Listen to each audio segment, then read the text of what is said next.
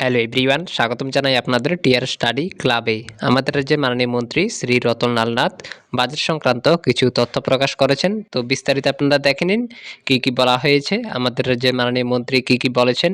ভিডিওটি শুরু করার আগে আপনাদের কাছে একটাই রিকোয়েস্ট, আপনারা যারা যারা আমাদের এই চ্যানেলে নতুন এসেছেন অবশ্যই চ্যানেলটিকে সাবস্ক্রাইব করে পাশে থাকা বেল আইকনটিকে অলে করে রাখুন, যাতে ত্রিপুরার বিভিন্ন শিক্ষা সংক্রান্ত ও জব সংক্রান্ত আপডেট আপনারা সবার প্রথমে আমাদের এই চ্যানেলে পেয়ে যেতে পারেন। আজকে বিএসসি মিটিংয়ে সিদ্ধান্ত নিয়েছি, যেহেতু বাজেট অধিবেশন, বিরোধীরা দাবি করেছে প্রতিটি ওয়ার্কিং ডেট যেন থাকে, যেমন সোমবার থাকুক, মঙ্গলবার থাকুক, বুধবার থাকুক, বৃহস্পতিবার থাকুক, শুক্রবার থাকুক। আমরা শুরু করছি শুক্রবার থেকে, 21 মার্চ থেকে শুরু হচ্ছে। ওনারা বলছেন যে আপ টু শুক্রবার, মানে শুক্রবার শুরু হবে আপ টু শুক্রবার যেন শেষ হয়। আমরা বলছি না, এবার আরো বাড়িয়ে আমাদের ট্রেজারি ম্যাচ থেকে আমরা করেছি, এটা একদম 21 মার্চ শুরু হবে, শেষ হবে 1 এপ্রিল। বিরোধীরা যে দাবি করেছে এর থেকে একদিন বেশি করিয়ে দিয়েছে। বিরোধীরা দাবি করেছিল শুক্রবার থেকে শুরু হবে, শুক্রবারে শেষ হবে। আমরা বলছি না, শুক্রবার থেকে শুরু হবে, আগামী মঙ্গলবার পর্যন্ত চলবে। অর্থাৎ 21 মার্চ শুরু হবে আর শেষ হবে 1 এপ্রিল। ওনারা চেয়েছিল 28 মার্চ শেষ হচ্ছে, আমরা একদিন বাড়িয়ে দিয়েছি।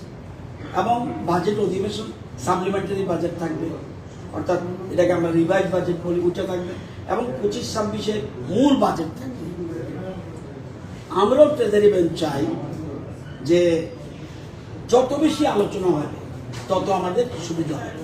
আমাদের যদি এই যে আমাদের রাজ্যের উন্নয়ন হচ্ছে, সেটাতে যদি তাদের কেউ সাজেশন থাকে তাহলে আমাদের উপকার হবে।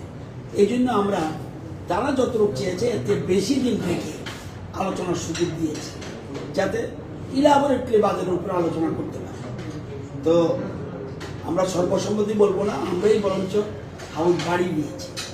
আমরা চেষ্টা করব, মানে ত্রিপুরার যে কোনোদিন যত বাজেট অধিবেশন হয় এমনও হতে পারে সেই রেকর্ডটাকেও ব্রেক করার চেষ্টা করছি।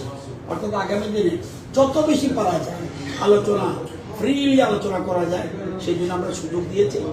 আমাদের আলোচনায় আমি দেখেছি রামপ্রসাদ জমাতিয়া, সুশান্ত চৌধুরী, আমাদের কল্যাণী সাহারা, অনিমানিত বর্মা সবাই বলছেন না, তারা যা যতদিন চেয়েছে এটা না আর একটু বাড়িয়ে দেন।